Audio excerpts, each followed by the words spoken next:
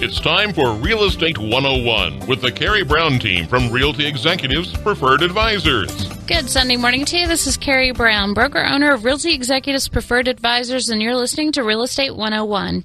Today I am here with Sheila Williams. Sheila is with Bank of Kansas City. Good morning, Sheila. Good morning. How are you? Good. And we're going to be talking about a lot of the great programs that they have.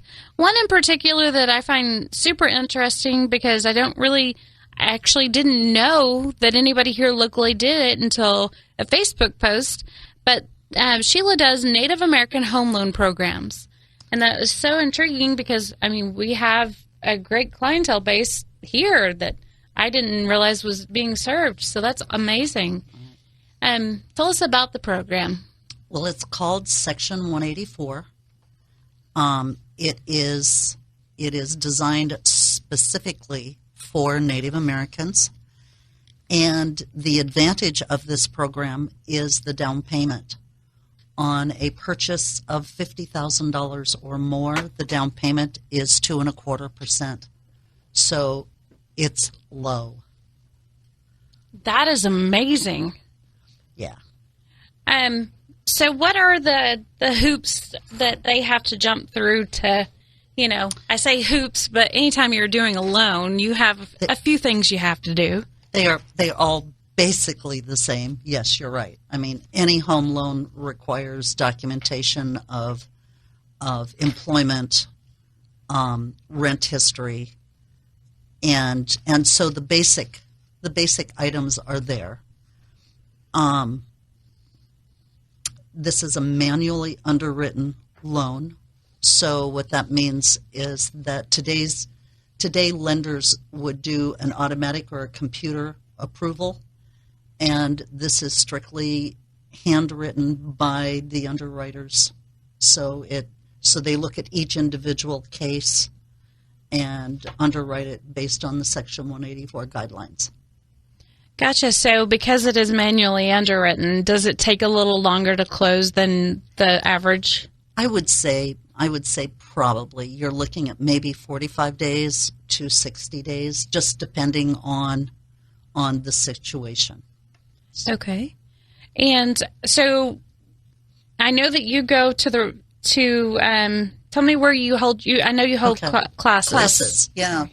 I have been involved with the housing department up at Prairie Band, Potawatomi, and they sponsor homebuyer workshops. And at these homebuyer workshops, we just talk about the program and what it takes to be credit approved for any type of loan. But it gives the tribal members just the basics so they know what they're doing and what they need to be looking for. And how will they find out when those are being done? Is there notification that's sent out, or? Generally, for the homebuyer workshops, they are sent out to the tribal members in their newsletters and on their websites. Gotcha. So, and during the class, what all do they cover so that they know? Housing and credit counseling is involved with this homebuyer workshop with us. And so they talk a lot about how the basics get started, what you need to do to establish good credit, how to look at your credit, those basics that most of us don't even think about until all of a sudden we fall in love with a house. And we go, I gotta fix this first. Absolutely. Speaking of which, if you watch, if you're on Facebook at all, go out and find Realty Executives Preferred Advisors, because Chris Burke and I are doing a podcast throughout the month of April that walks you through all of those things. So that would get you prepped for that home buyer's course. We don't go into major detail, but he's hitting all the highlights of what you're looking for. We cover everything from reverse mortgages to if you're in trouble with your mortgage, how to take care of that. That is one that I would love to see there not be foreclosures anymore, because you can stop that. If you're running late on your payment, call Housing and Credit Counseling. They can help you. I know it's easy to avoid the mail, and I know it gets hard if things aren't going quite right. but there are so many great things that they can do. So we cover that. We cover learning how to set up budgets. We cover student loans and how to figure that and how to find grants and all that kind of stuff. So definitely watch for our podcast. It'll be on Realty Executives Preferred Advisors, and I'll share it on mine too, which is KareyBrown. We share it out on Twitter, Pinterest, all that good jazz too. Okay, so off that soapbox. So who else is typically there? Are there people from the tribe that go through the classes, or is that you in housing and credit counseling? Generally, as far as presenters, there is the Tribal Housing Department, Housing and Credit Counseling, myself, and Kathy Lutz has been presenting for the realtor and trying to guide them as to what they need to be looking for and how to protect themselves in a purchase contract and those items. Got you. So there are grants, and I know that they have different ways, like they get so much money for being a part of the tribe. Does that factor into the loan process, or is that just an added bonus? I'm assuming that you're referring to the per cap. Yes, and that is basically an income that they receive. So yes, it could factor in. The Prairie Band does have a program that could give a grant towards the down payment. So depending on their qualifications and meeting their criteria, they could get additional money for down payment. Gotcha. So let's talk about the other programs that you have through Bank of Kansas City, because I know you've bailed us out of a lot of tight spots. I know, especially anytime that there's a manufactured home, you have truly bailed us out of some tight spots. Yes. I think I'm one of the very few that's able to do the manufactured home financing. Obviously, I do FHA and conventional financing on that. Credit score at this point for an FHA would be 620. So I am probably one of the top manufactured home real estate lenders.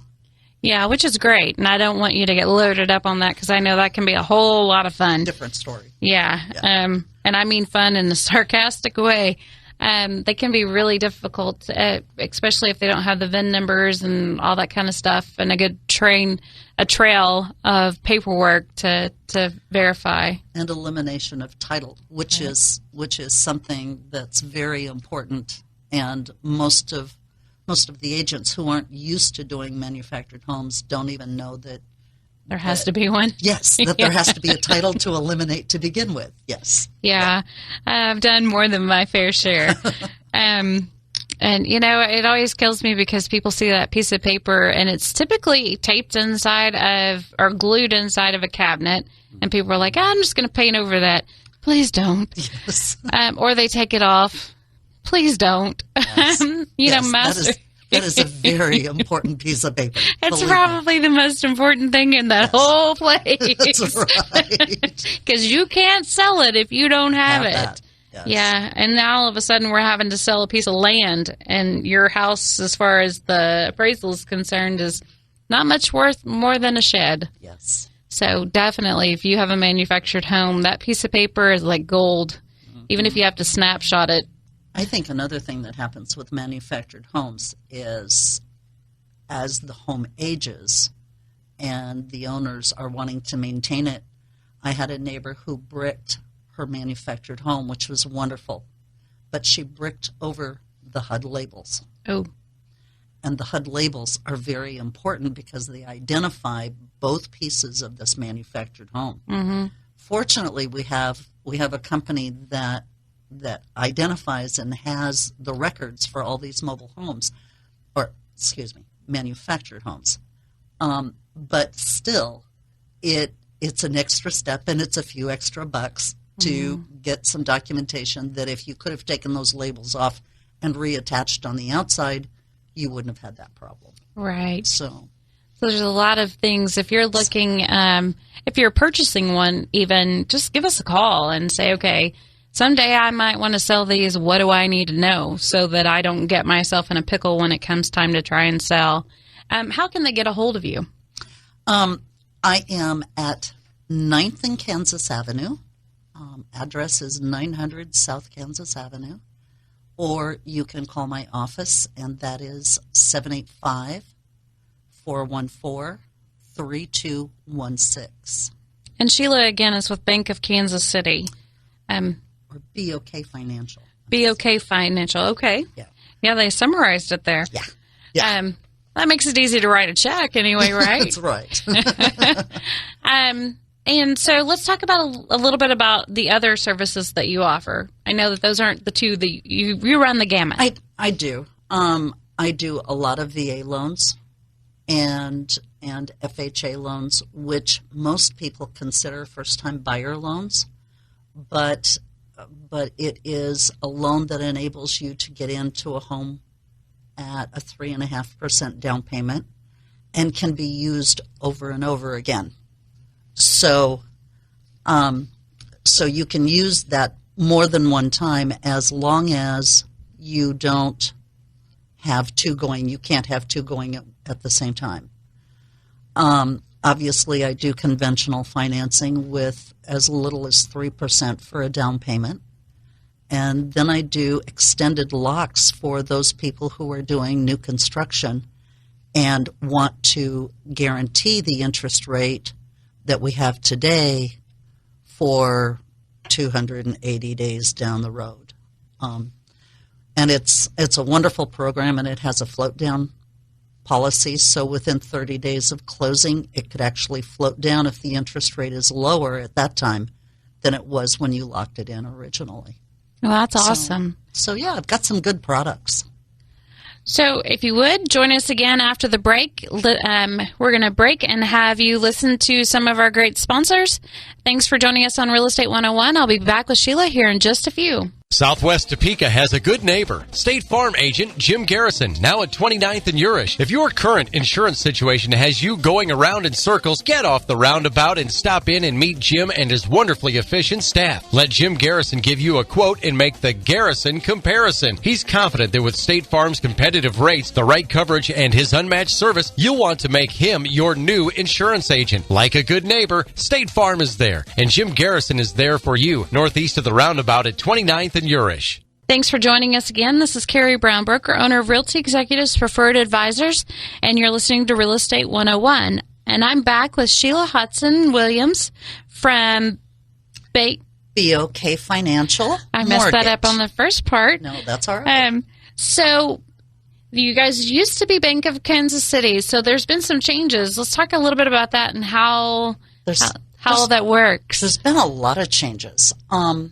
Back in 1999, Bank of Oklahoma purchased a local mortgage company called First Mortgage Investment Company, and I happened to work with them at that time. And so Bank of Oklahoma is a known factor in the Topeka area. There's a number of people that have had loans from this company. Then I believe in like 2006 or 2005, they changed their name to Bank of Kansas City. And they just recently bought a series of banks over on the Missouri side of Kansas City that initiated another name change, which is MoBank. So all of these different names of these banks all are connected with Bank of Oklahoma, which is the company that owns us. And so by doing that, you actually are able to loan this product for the Native American Home Loan Program in a bunch of states. What states are they? I can. There is a series of states. The ones that are obviously the closest, the whole state of Kansas is available for the Section 184. Oklahoma, New Mexico, Colorado, and we have bank presence in all of those states. We're able to do in Arkansas and Illinois and Utah and California. So we're able to lend anywhere in the United States, and the Section 184 is designated for certain areas or certain states. So some states are fully able to do a Section 184 anywhere. Other states only have specific counties. Gotcha. So if someone were to be leaving the state of Kansas and they're planning to move to, say, Colorado, you can still do their loan from here, correct? I can. And would be doing the servicing we hold. So MoBank, BOK Financial, they do their own servicing. So whether you're in Colorado or Kansas or New Mexico, all the payments go to the same place. So you would be served well. Gotcha. I know that's sometimes a problem because, getting a loan is intimidating enough. And then to be changing states, that's intimidating. The whole move, that would really simplify things for people. Yes, all you have to do is pack some of those financial documents that the lender needs. And it's like, oh man, we got to start this all over again. So I can make that part easy. Gotcha. So just real quick, let's talk about what a buyer should bring whenever they want to get financed. What would their process be to be able to work with you? I would love for them to be prepared with a month's worth of pay stubs, W-2s for the last 2 years. If they could have 2 months bank statements, because everything that I put in a loan application, I have to justify by presenting documentation that proves that what I've put in this application is correct. And it is then the underwriter that verifies that what we have stated and what we have documented is in fact correct. So yeah, those are the basic things that I might need. If someone has been divorced, then of course divorce decrees and child support records are needed. So everyone has their own situation that we would vary from the basics. Gotcha. And we have a magazine that we've put together for our clients, and in there we actually have a full-blown checklist that covers practically every scenario that we could come up with, and then some, so that you would have, if you had those items and they pertain to what you needed, like a divorce or something like that. Bankruptcy papers, discharge, yes. All of those items are very handy to have because we may need them at one time or another in that process. Yeah, so shoot us an email if you'd like, and we can send that over. It kind of goes through everything from if you're looking to sell, tips and what you need to know and how all that works, and then it goes through when you're buying and what you need to know in your checklist. And the very back covers everything that you should think about when you're moving. If you're changing states, your doctor's records, all the medical stuff, just tons and tons of things that you just don't think about. You're so busy worried about getting packed and getting a loan and finding a house. And then it's like, oh, yeah, I've got to have the kids' shot records for school, So it's really cool. Shoot us an email at preferredadvisorsteam@gmail.com, and we'd be happy to send that over to you. Tell them again real quick, because I know in the first part we discussed it, but how do they get a hold of you? Okay. My phone number, my office number is 785-414-3216. And my office is at BOK Financial at 900 South Kansas Avenue. So we are on the southeast corner of that intersection. And I tell my customers to come to the red double doors, because there's a number of 900 Kansas right there on that corner. That's a good way. At least you've got a marker. marker. A visual marker, yes. Come to the doors. I know whenever I go downtown, I'm just looking around like, please don't hit me because I have no idea where I'm going. Well, another fun fact is the fact that the buffalo, it used to be a piece of metal that was outlined as a buffalo. Well, now they have the statue of the buffalo. He is looking in my office window. So if you see the buffalo, you know you are where you need to be. Head for the buffalo head. That's right. That's awesome. Okay, so we've heard about your bank. Now tell us about you. I know you've been around for a long time, and that experience helps significantly. So, well, yeah. I got my real estate license back in 1977. Started to work for a company called Topeka Real Estate, and worked as a realtor until 1994. At that time, I was with Remax Associates of Topeka. I was one of the first group that started at that office.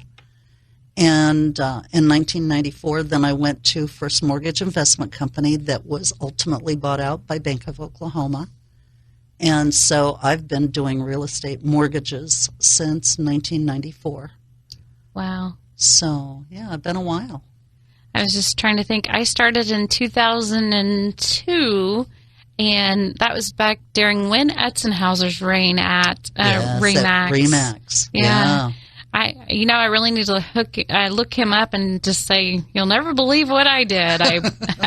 I bought a franchise. He was a huge help to me, definitely, whenever I got started. He retired years ago now, it seems like. Maybe 5-6 years ago. Yeah. Yeah, he's a great guy. Absolutely. Neat people that started that company. Yeah. Absolutely. There's always some juicy stories somewhere about how everything starts. Mine's boring. It's just like I was telling Sheila one day, I was like, okay, may as well. Yeah, that's right. Why not? Yeah. Why not? I've been selling for a lot of years and just jumped head first. Mm-hmm. That's kind of how I roll. Yeah. So been doing home loans ever since.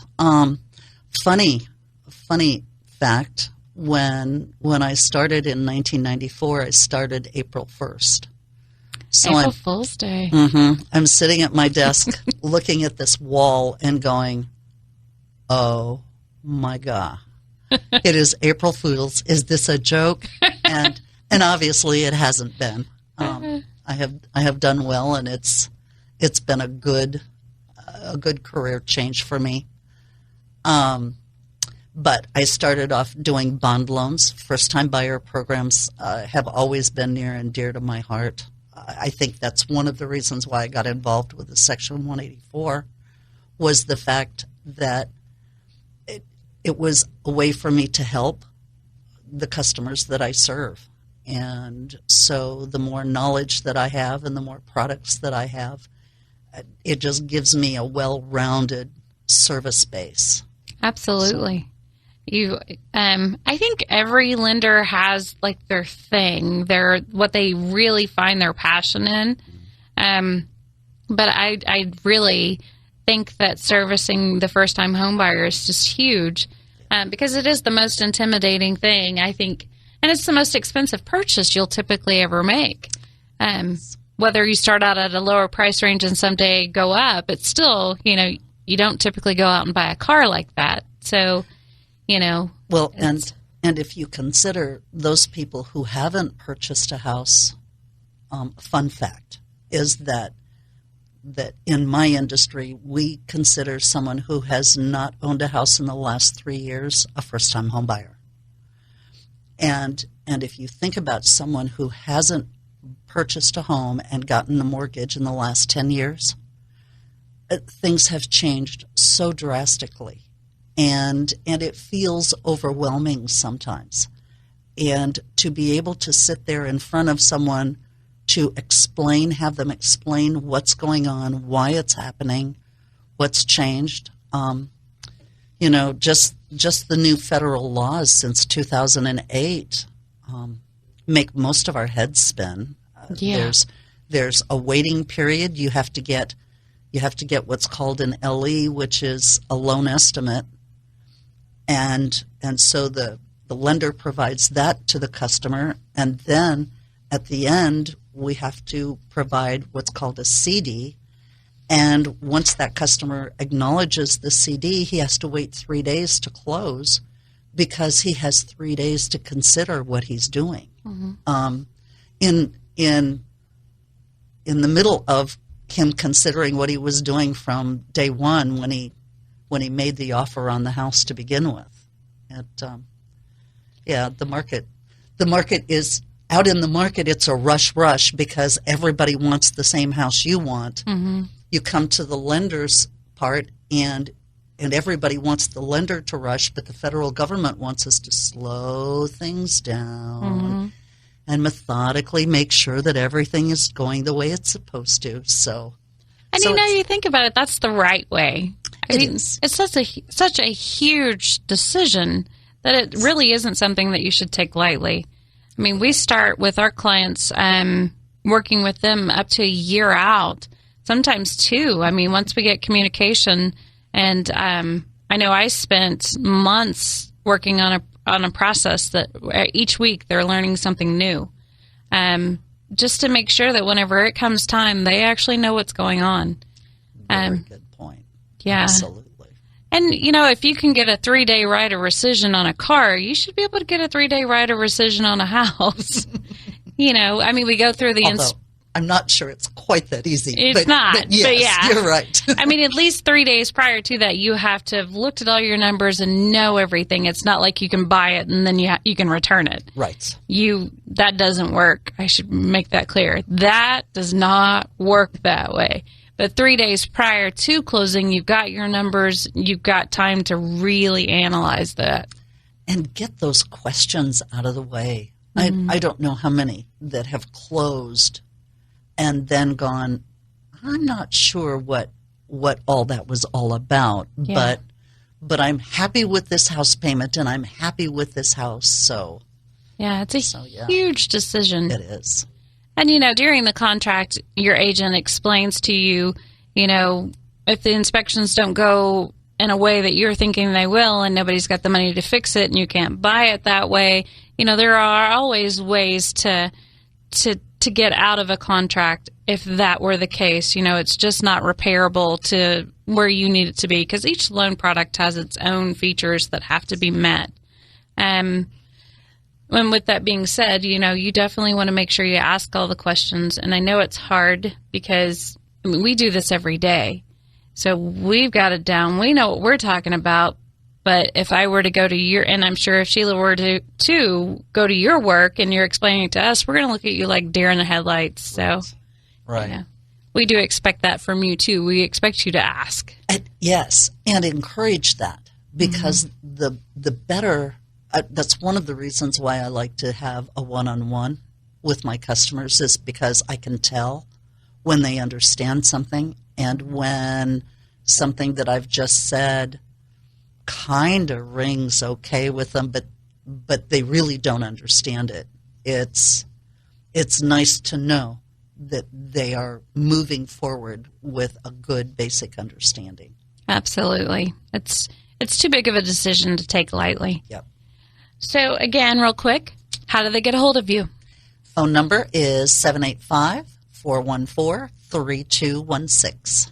And your email address? It is shodson, HODSON -Williams at BOKF as in Frank.com. And if you're looking to buy or sell, give us a call at 785-213-5188. Email us at preferredadvisorsteam@gmail.com, and check out our website. If you're wanting to look for houses, go to our website at topekahomeadvisors.com, and you're able to search for homes there. So you can put in what your criteria is, and it'll walk you through it. Thanks for listening to Real Estate 101. Thank you for listening to Real Estate 101 with the KareyBrown team from Realty Executives Preferred Advisors. Tune in again next Sunday at 11 o'clock for Real Estate 101.